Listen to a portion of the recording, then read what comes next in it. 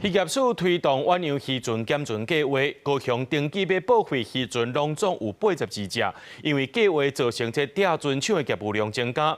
今年5月，搁再撞到这拆船厂导火烧造成污染，引起居民抗议。这拆船的作业即卖也拢先暂停啊。地处即卖呢，这前顶渔港内面满世界拢是报废的渔船。前顶渔港内底停满渔船，不过这渔船有真侪只，拢是已经核定报废要拆掉的船啊。渔业署讲，远洋渔船减船计划，包括掠创啊、甲游鱼散卖的船，拢总核定82只。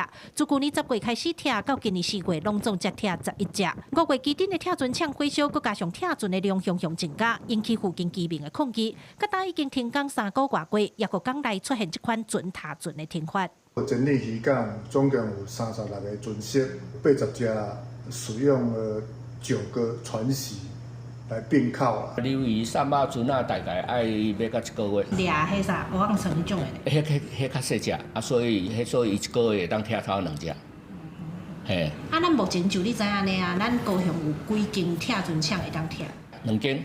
工会讲，因为合法的拆船厂干那2间，即阵佫当着居民反对，全面停工。这40-50只的船一直塌伫港内底，毋是办法。万一佫拄着像旧年3道里甲大锁线断去，船啊四界走的状况，真正危险。对此，渔业署表示，除了加强安全管理以外，也当咧协调经济部就其他场地来拆船。